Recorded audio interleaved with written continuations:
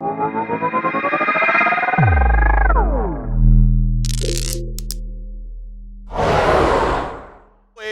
have a very special guest coming up, but before that, I want to let you guys know about some of the other things that are going on here. If you check the website, you'll see a calendar of each and everything that's on the docket for the next few days. There's morning yoga sessions. There is sound baths, something I haven't heard of before, but sounds very interesting. Wellness and Web3 kind of go together in some fashion. Maybe it's to get over the hangovers. I'm not too sure. There's boat parties, there's after parties, there's all kinds of stuff that's going on here over the next few days. Again, I want to let you guys know that there's an NFT exhibition downstairs, all kinds of different NFTs on display down there. We have a whole bunch of booths directly downstairs. If you collect a stamp from each of those booths, you qualify for a BlockDown branded bottle of wine. I think it's a, yes, wine. Let's get that started. We have one more guest and then we're going to go for a coffee break. The next guest is a special guest. He's one of only 2 people who have joined live for the virtual blockdowns that we have done. He is the strategic lead at Theta Labs. Please put your hands together for our friend, Wes Levitt.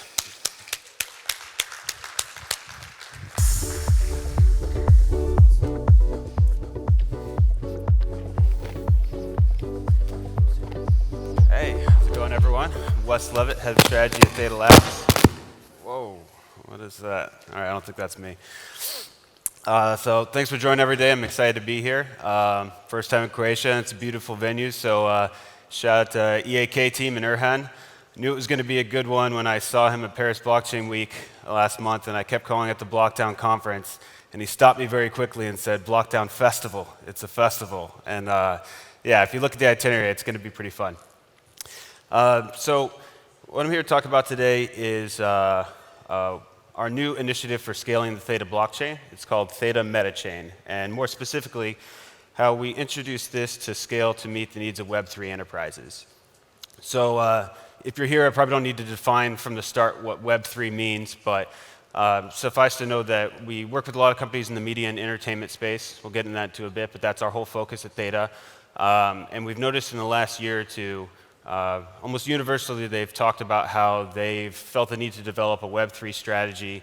It's coming down from their board, their executive teams, that they need to understand what it is and how they can work with it. They usually don't actually know what that even means, but they know they're supposed to figure it out.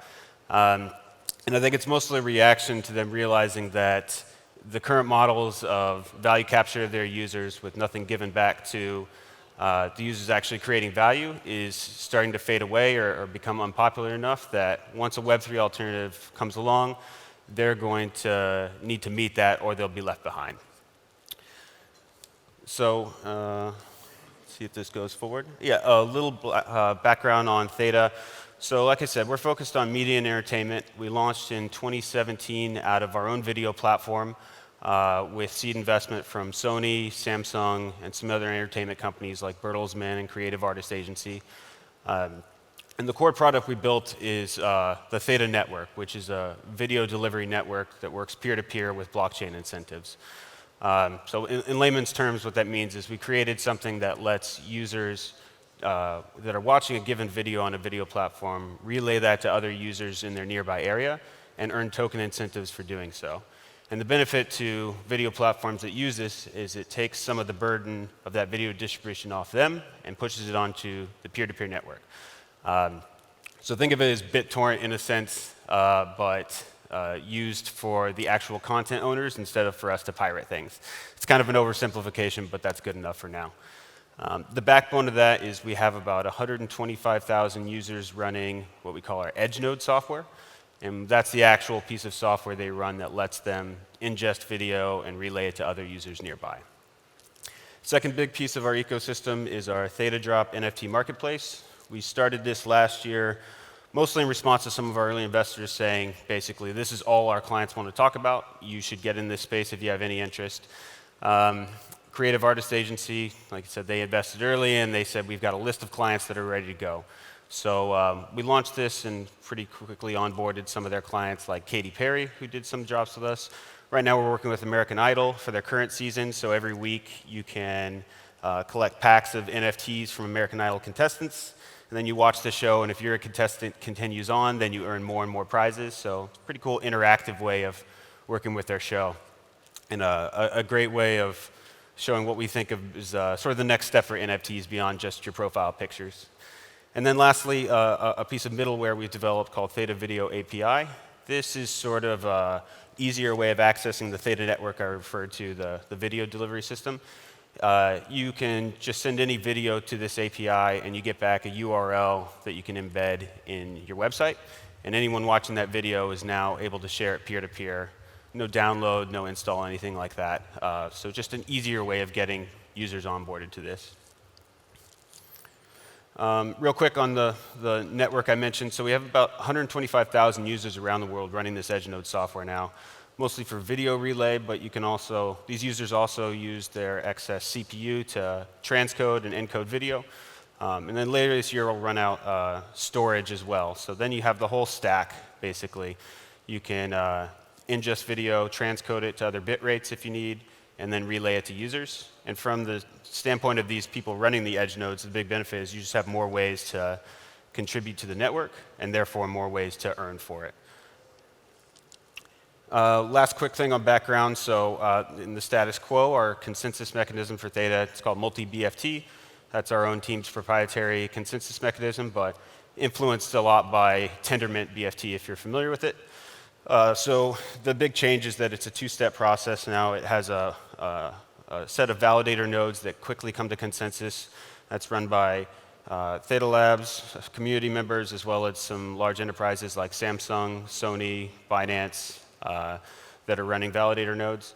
And then the second step is blocks are finalized by about 3,000 or 4,000 Guardian nodes run by our community. So the idea is you can have fast finality from the validator set, but there is a check on that. If you don't want to just trust Binance and Samsung to be honest participants, then the community validator nodes can revert blocks if there's anything nefarious going on there.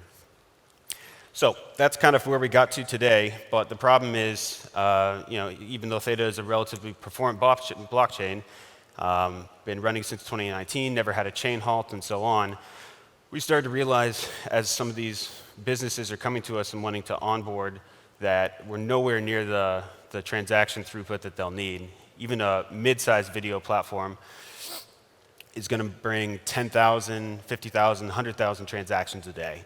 And if you want to onboard even a few of those, we've already gone over what we can handle with most any blockchain today, but certainly Theta. So we knew we needed to scale more, and we also knew we needed flexibility. So because we took early investment from Samsung, we've spent a lot of time working with their internal groups and had a lot of POCs that got pretty close, but never could quite get to the finish line for implementation.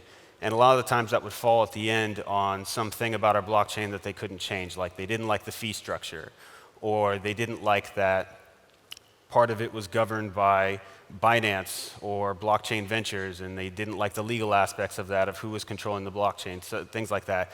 And so we started to realize our one-size-fits-all approach was not going to work, and we were never going to quite get to the finish line with these folks if we didn't change something about that. So the big initiative we launched this year is Theta Metachain, and basically you can think of it as a chain of chains. There's some technical differences which I'll get into, but conceptually I'm sure most of you are familiar with the concept high level from, say, a Polkadot or a Cosmos, where there's one chain that acts as a coordinator, and then a theoretically infinite amount of subchains that can be scaled horizontally. And we think this model works for a few different reasons. One, it's basically allows a free lane for one of these enterprises that, say, wants to onboard their video platform onto a blockchain, but they don't want to compete with several NFT projects for throughput on a given day. Or maybe it doesn't make any sense for them to have fees that are 30 or 50 cents per every transaction. They want a model where there's very low fees and they give up some amount of security for doing that, but that's okay within their given subchain. You sort of think of it as like a blockchain in a box for these folks. They're never going to do the work to launch their own chain from scratch, but we can basically give them almost a fully built chain, this subchain that's working except for parameters that they tweak to meet their needs. And just as importantly, they can spin up as many of them as they need and chain them together to create whatever kind of transaction throughput they need. A couple really important differences, though, versus other these hub and spoke models.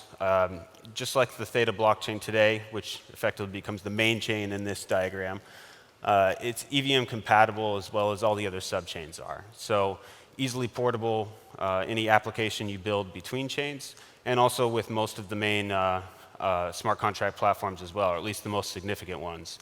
Your Ethereum, BNB chain, and so on. That's obviously very important because our development community, active developers, numbers in the hundreds versus tens of thousands for Ethereum.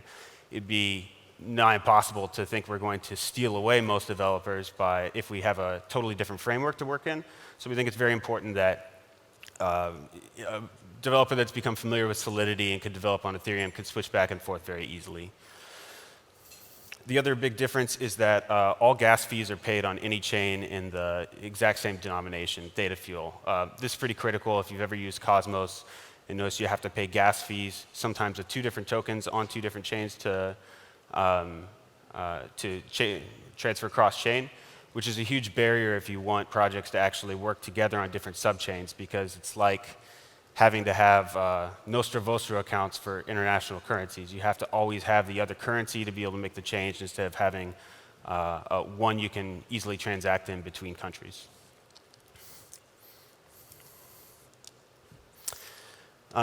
This diagram is just a quick overview of the architecture layers of this.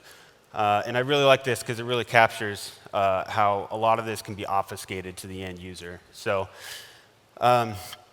starting from the bottom, what you have is the end users, whether it's content creators, an entertainment platform, and they can just be consuming content from this edge node layer, or they can be one of the users who are contributing to it. Like over here, you can see on a laptop, on a mobile device, pretty much anything that has CPU and internet connection can contribute either storage, encoding, or delivery infrastructure to the edge node network. And then all of that's underlied by the Theta Metachain and its various subchains as the transaction layer and as accounting for all the work done on the network. So, for example, any work done by an edge node that they're paid by another edge node to deliver to this user, they earn a certain amount of tokens on the blockchain, and that's accounted for. And all transparently, which is important for a use case we'll talk about in a minute. But I really like that you can see how the Theta Video API basically acts as a middleware layer that can really be the breaking point to an end user. Like if I'm one of these users on using this platform, I shouldn't have to know anything about an edge node or Theta or Metachain or any of this stuff to actually use it and get benefit from it. And we think that's the way it should be. I mean, I know very little about internet architecture like TCP/IP down to the specifics of it, but I don't have to do that to be able to use the internet. And I think it's a little silly that we'd expect someone to know all about the blockchain to be able to use that and get value out of it. It might work for trying to impress people at a blockchain conference, but it's not going to get us any users if we expect people to know this. We should just be focused on making things as simple as possible so that we can just build interesting and useful products for end users to use.